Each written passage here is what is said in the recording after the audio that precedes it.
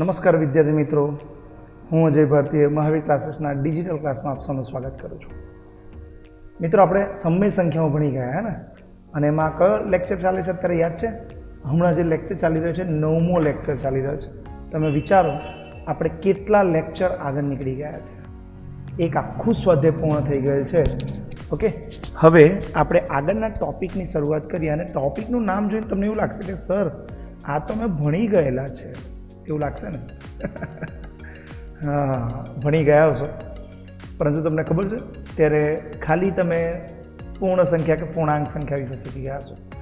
અહીં તમારે સંખ્યા રેખા શીખવાની છે, બધા જ પ્રકારની સંખ્યાઓની. જેમ કે પહેલો જે ટૉપિક છે એને આપણે શરૂઆત કરીએ. સંખ્યા રેખા કોની?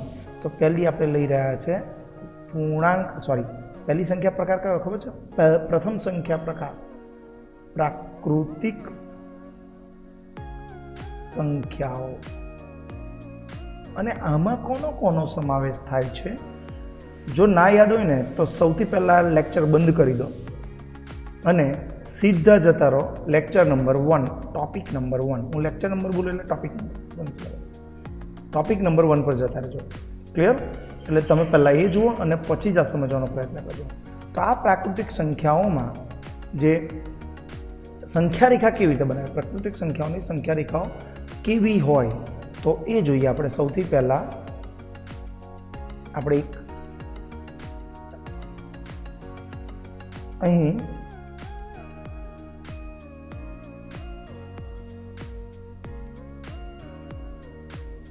દેખાય? ના દેખાતી હોય તો કંઈક બીજી લઈએ.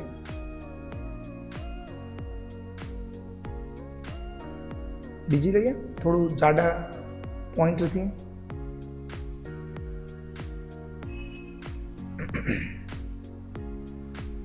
ચાલો જો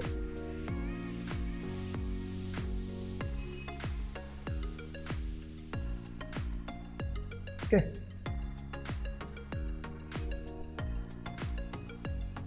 હવે તમને એવું થયું હશે સર સંખ્યા રેખામાં તો આવું કંઈક હતું જ નહીં. સંખ્યા રેખાઓ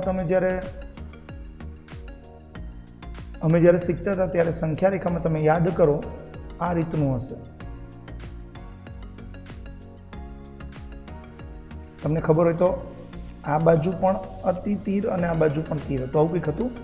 અહીં તો મેં એક જ તરફ તીર દોર્યું છે, હે ને? તો કેમ આવું કર્યું હશે? તો એનું કારણ કહી દઉં. જે સંખ્યા રેખાઓ છે એ સંખ્યા રેખા પ્રાકૃતિક સંખ્યામાં કોનો સમાવેશ થાય? 1, 2, 3, 4, 5, 6, 7 ડેશ ડેશ ડેશ, ખબર નહીં ક્યાં સુધી. બરાબર? ઓકે. પણ આમાં જે પણ સંખ્યાઓ છે, તમે જો એક કરતાં નાની કોઈ સંખ્યા પ્રાકૃતિક સંખ્યામાં સમાવેશ થાય ના થાય. એટલે આ જે સંખ્યા રેખા હોય એની શરૂઆત જ ક્યાંથી થાય? 1થી થાય. ઓકે, હંમેશા યાદ રાખો પ્રાકૃતિક સંખ્યાઓ માટે સંખ્યા રેખા ક્યાંથી શરૂઆત થાય? 1થી થાય. અને હવે તમે જો 1થી બધી જમણી બાજુએ, કઈ બાજુએ? જમણી બાજુ, એટલે કે સંખ્યા રેખા પર જમણી બાજુએ તમારી નોટબુકમાં લખશો, જમણી બાજુએ બધી સંખ્યાઓ આવેલી હોય ચોક્કસ અંતરે.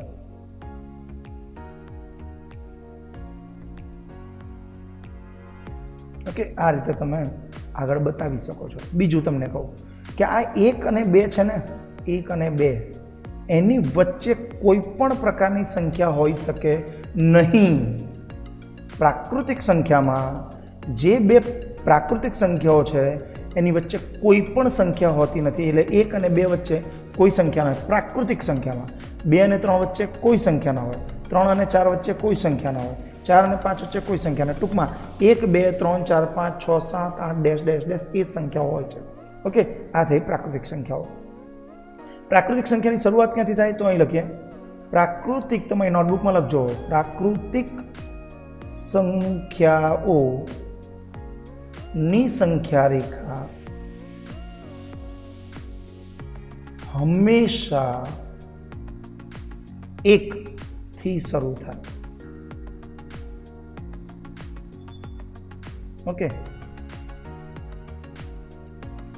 સંખ્યા રેખા પર એકની જમણી બાજુએ જ અન્ય સંખ્યા હોય, ઓકે, જમણી બાજુએ જ સંખ્યા હોય, ડાબી બાજુ તમે જો છે જ નહીં, સંખ્યા રેખા ફેલાયેલી જ નથી, એટલે ડાબી બાજુ કોઈ પણ પ્રકારની સંખ્યા હોતી નથી. આ યાદ રાખો. કોમ શેમાં? પ્રાકૃતિક સંખ્યામાં. બીજું, આ સંખ્યા રેખા પર દર્શાવેલ કોઈ પણ બે પ્રાકૃતિક સંખ્યા વચ્ચે કોઈ પણ સંખ્યા ન જ હોય. Okay, clear? તો આ આપણો એક ટોપિક પૂર્ણ થયો. કયો છે? જેનું નામ છે પ્રાકૃતિક સંખ્યાઓ માટેની સંખ્યા રેખા. ક્લિયર છો? ચલો હવે જોઈએ. બીજી કઈ આવશે? યાદ છે પ્રાકૃતિક સંખ્યા પછી કઈ બીજી સંખ્યા હતી? યાદ કરો. કઈ હતી? પૂર્ણ સંખ્યા. તો આની સંખ્યા રેખા તમે જાતે બનાવશો. આના પોઈન્ટ્સ પણ તમે જાતે લખશો. મેં સમજાવી દીધા. હવે આપણે એકવાર સમજાવું છું, તમે જુઓ. બરાબર?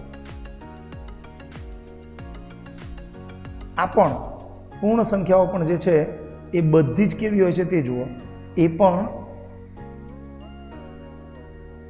આ રીતની જ હોય છે.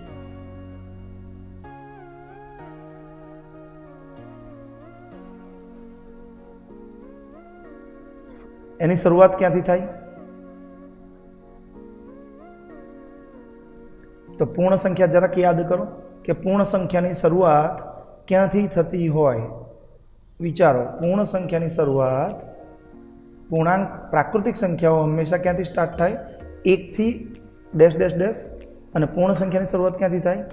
યાદ છે? 0 થી. અહીં લખતા હતા ને આપણે 0, 1, 2, 3, 4 ડેશ ડેશ ડેશ. આ બધી સંખ્યાઓ પૂર્ણ સંખ્યા છે. તો શરૂઆત ક્યાંથી થાય પૂર્ણ સંખ્યાની? 0 થી, 0 થી. અહીંથી પછી 1 આવશે, 2 આવશે, પછી 3 આવશે, પછી 4, પછી 5. એટલે આ તો પછી કોના જેવું થઈ ગયું? પ્રાકૃતિક જેવું. તો તમે વિચારો પ્રાકૃતિક અને પૂર્ણમાં શું ડિફરન્સ થયો?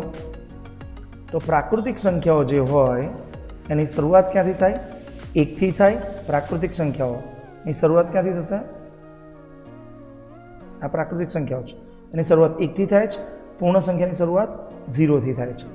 પછી અહીં જોઈએ પ્રાકૃતિક સંખ્યાઓની, અહીં શું લખશો?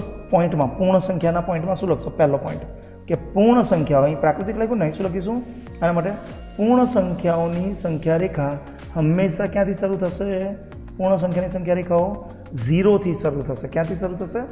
0 થી. ઓકે. પછી બીજો પોઈન્ટ શું લખશો? આવો જ તમે નોટબુકમાં લખજો બધું. સંખ્યા રેખા પર શૂન્યની, પૂર્ણ સંખ્યા રેખાની વાત કરું છું, પૂર્ણ સંખ્યા રેખાની વાત કરું છું. તો સંખ્યા રેખા પર 0ની જમણી બાજુએ જ અન્ય સંખ્યા હોય. તમે જુઓ આ બાજુ જ છે બધી, આ જમણી બાજુ કહેશે. ઓકે, જમણી બાજુએ જ અન્ય સંખ્યા હોય. આ સંખ્યા રેખા પર દર્શાવેલ કોઈ પણ બે પ્રાકૃતિક પૂર્ણ સંખ્યા વચ્ચે કોઈ અન્ય સંખ્યા ન જ હોય. લખીએ પોઈન્ટ. ચલો, સૌથી પહેલો પોઈન્ટ કયો? શરૂઆત ક્યાંથી થાય પૂર્ણ સંખ્યા રેખાની? પૂર્ણ સંખ્યાની સંખ્યા રેખા હંમેશા ક્યાંથી શરૂ થાય? 0 થી શરૂ થાય.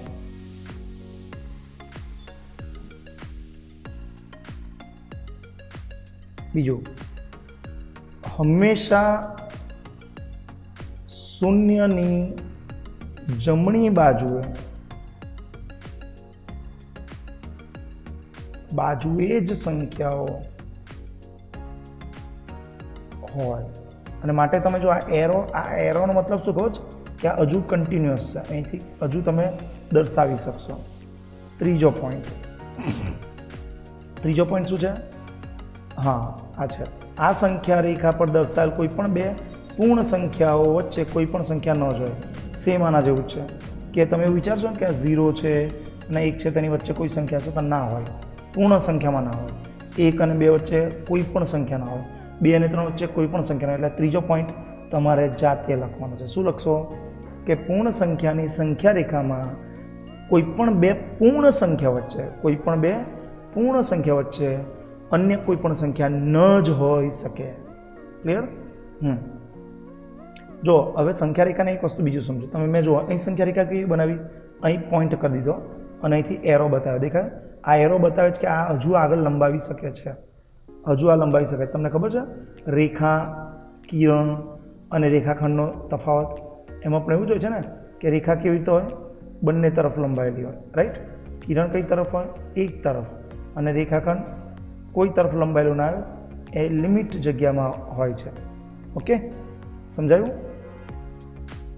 ચાલો હવે આ કઈ સંખ્યા રેખા થઈ?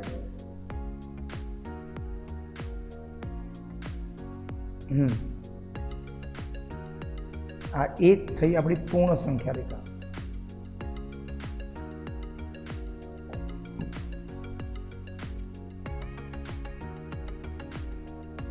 હવે ત્રીજું કઈ આવશે?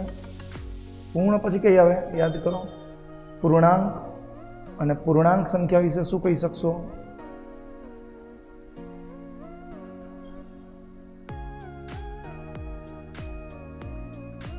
પૂર્ણાંક સંખ્યાઓ યાદ છે?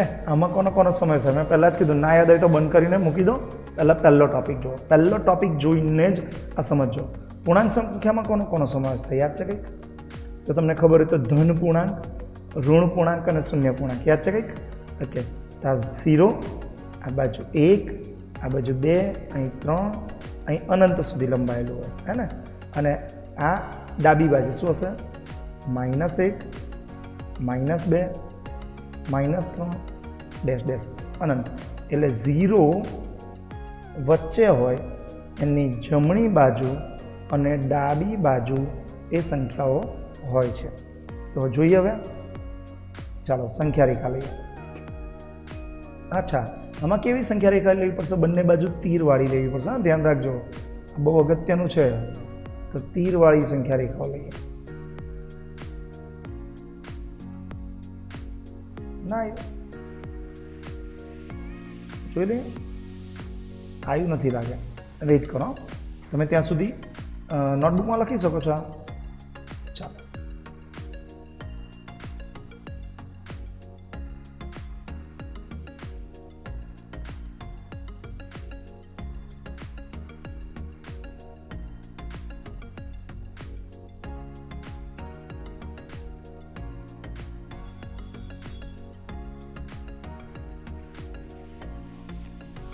સંખ્યા રેખા. Okay, very good. તો વચ્ચે શું લખશો? 0, 0. This is 0. 0 ની આ બાજુ, આ જમણી બાજુ કહીશું, અને આને શું કહીશું આપણે? ડાબી બાજુ. ચલો, જમણી બાજુ શું છે? 1, 2, 3, 4, ડેશ. આ પણ પૂર્ણાંક જ છે, ની વચ્ચે કોઈ સંખ્યા નહીં. ચાલો, આ બાજુ 0 ની આ બાજુ જઈએ તો -1, -2, -3, તમે ફૂટપટ્ટીનો ઉપયોગ કરજો, -4, ડેશ.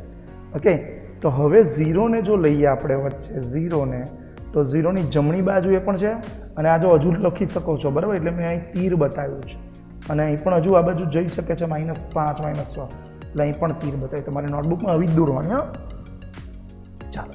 તો હવે 0 ની જમણી બાજુએ પણ સંખ્યા છે, 0 ની ડાબી બાજુએ પણ સંખ્યા છે. ઓકે, તો હવે પોઈન્ટ્સ લખીએ.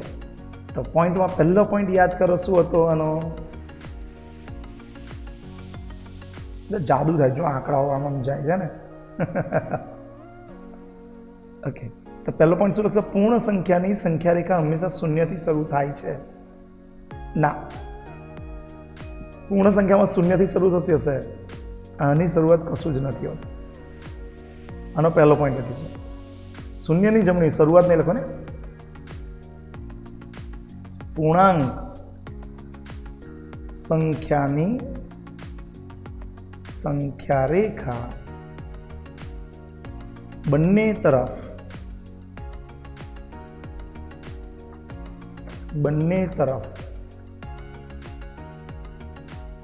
જમણી અને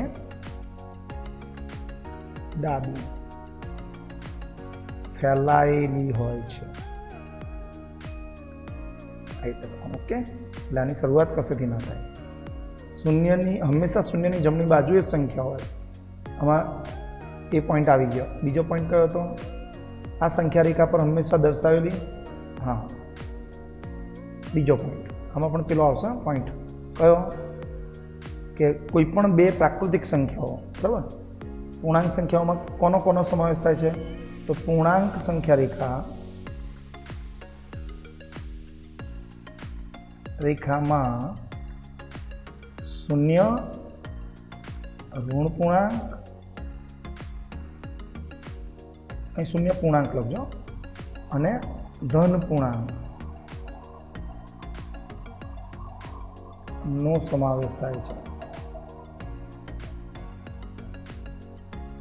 ઓકે, શૂન્યની કઈ બાજુ? જમણી બાજુ ધન પૂર્ણાંક હોય છે. શૂન્યની જમણી બાજુ એ શું હોય છે? ધન પૂર્ણાંક હોય છે. અને પછી આ તમારે લખવાનું, અને ડાબી બાજુએ ઋણ પૂર્ણાંક હોય છે. અને લાસ્ટ પોઈન્ટ શું? લાસ્ટ બટ નોટ લીસ્ટ એટલે શું ખબર? છેલ્લું પણ કેવું કહેવાય? છેલ્લું પણ આમ ઉતરતી કક્ષાનું નહીં. એમ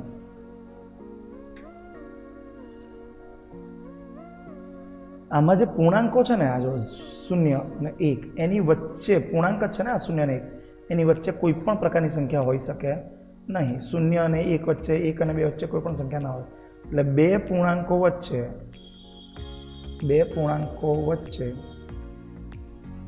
કોઈ પણ પ્રકારની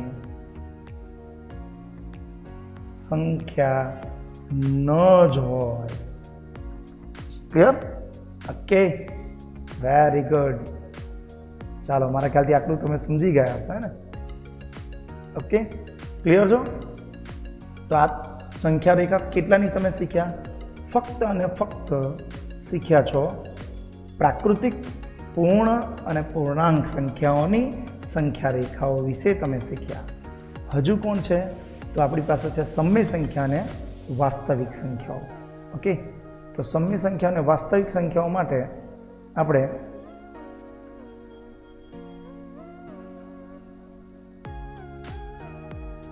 સમય સંખ્યા અને વાસ્તવિક સંખ્યાઓ હવે આપણે જોઈશું. ચાલો, તો હવે ચોથું હે ને, સમય સંખ્યા. ચલો, સમય સંખ્યાઓ યાદ છે? P/Q સ્વરૂપ, પરંતુ P બિલોંગ્સ ટુ ગમે ત્યાંથી એટલે પૂર્ણાંક સંખ્યા ને. ત્યાં P બિલોંગ્સ ટુ Z, પરંતુ Q બિલોંગ્સ ટુ હંમેશા N માંથી હોવો જોઈએ. ઓકે, તો હવે આની સંખ્યા રેખાઓ જો બનાવી હોય તો આ બહુ જ ઇન્ટરેસ્ટિંગ છે. અને સમય સંખ્યાઓ બધી તરફ ફેલાયેલી હોય એટલે એની સંખ્યા રેખા પૂર્ણાંક સંખ્યા રેખા જેવી હશે. તો સ્ટાર્ટ કરીએ આપણે. તમે કહો કે ના કહો તો કરી શકશો, એટલે તમે બંધ ના કરી દેતા, કારણ કે આપણે ભણવું તો પડે જ. ઓકે, ચાલો.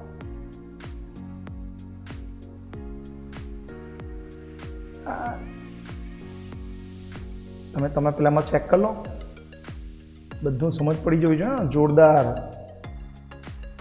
દૂર છો પરંતુ પેલું કહે ને કે મનથી દૂર નથી તમે મારાથી, ખબર છે ને? એટલે ભણવાનું તો એકદમ ખતરનાક જ. ચલો, આમાં પણ કોનો સમજ થાય? તો પહેલાં તો 0થી તો શરૂઆત કરવાની જ. 0. હવે આ જમણી બાજુ છે એટલે એ બાજુ તો હંમેશા યાદ રાખજો ધન પૂર્ણાંકો જ હોય. અને અહીંથી આ કહીશું ડાબી બાજુ. ઓકે, અને આ બાજુ હશે બધા ઋણ પૂર્ણાંકો. કોણ હશે? ઋણ પૂર્ણાંકો નહીં, સોરી, ઋણ સંખ્યાઓ. પૂર્ણાંકો તો કોણ શેમાં કહેવાય? ઋણ પૂર્ણાંકો પૂર્ણાંક સંખ્યાઓમાં કહેવાય. અહીં ઋણ સંખ્યાઓ કહેશું. આ બાજુ ધન સંખ્યાઓ અને અહીં ઋણ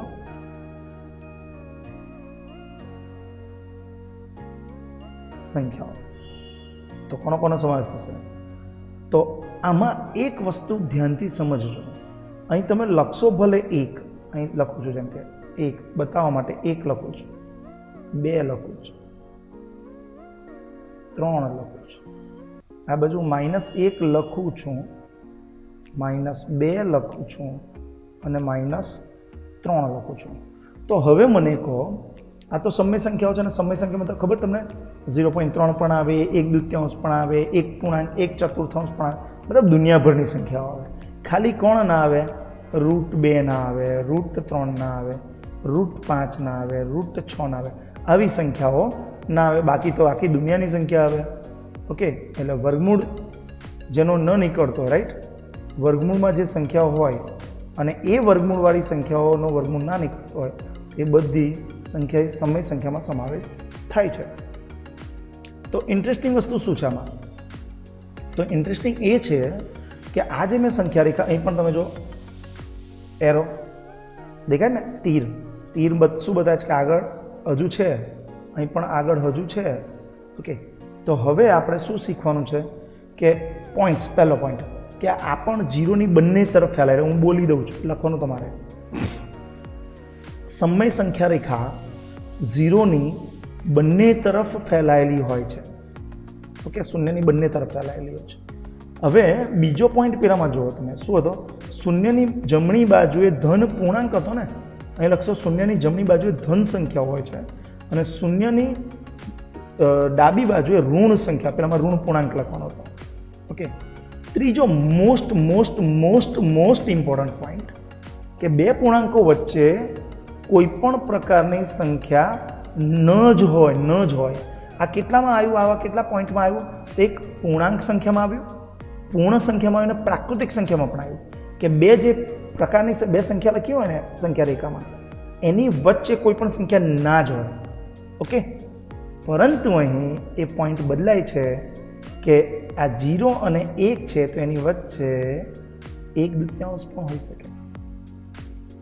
0 અને 1ની વચ્ચે 0.1 પણ હોઈ શકે, 0.2. એટલે આ તમે જો સમજો, આ 0 અને 1 છે ને, એને જો હું મોટું કરું આ સંખ્યા રેખાને, સમજી જાઓ કે આ 0 છે અને આ 1 છે.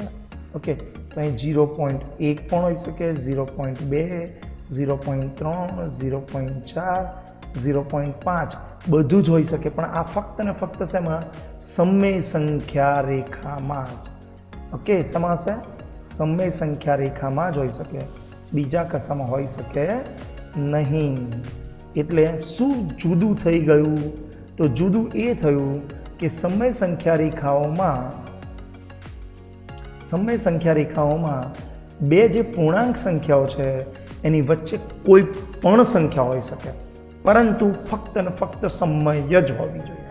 ક્લિયર? એટલે તમારે 3 પોઈન્ટ હવે જાતે સમજીને લખી લેવાના. પહેલો પોઈન્ટ કયો લખશો? સમય સંખ્યા માટે એક પૂર્ણાંક, અહીં પૂર્ણાંક નહીં લખવાનું, સમય સંખ્યા રેખા બંને તરફ, શૂન્યની બંને તરફ ફેલાયેલી હોય છે. પહેલો પોઈન્ટ. બીજો પોઈન્ટ, પૂર્ણાંક સંખ્યા આવું લખવાનું છે. એમાં પણ કોનો સમાવેશ થાય છે? આમાં લખ્યું છે આપણે શૂન્ય પૂર્ણાંક, ઋણ પૂર્ણાંક અને ધન પૂર્ણાંક. આમાં એવું નહીં લખવાનું. શૂન્ય સંખ્યા, ઋણ સંખ્યા અને ધન સંખ્યાનો સમાવેશ થાય છે. ક્લિયર? અને ત્રીજું શું લખશો? શૂન્યની જમણી બાજુએ શું હોય છે? ધન સંખ્યાઓ અને શૂન્યની ડાબી બાજુએ ઋણ સંખ્યાનો સમાવેશ થાય છે. અને લાસ્ટ વન એ શું? બે પૂર્ણાંકોની વચ્ચે અથવા બે અપૂર્ણાંકોની વચ્ચે અસંખ્ય સંખ્યાઓ હોઈ શકે. આમાં લખ્યું જ ન જ હોય, પેલામાં લખવાનું અસંખ્ય સંખ્યાઓ હોઈ શકે છે, પરંતુ એ બધી સંખ્યા શું હોવી જોઈએ?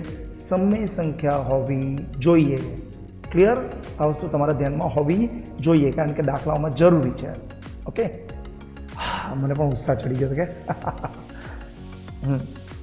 અને ચોથી વાસ્તવિક સંખ્યાઓ.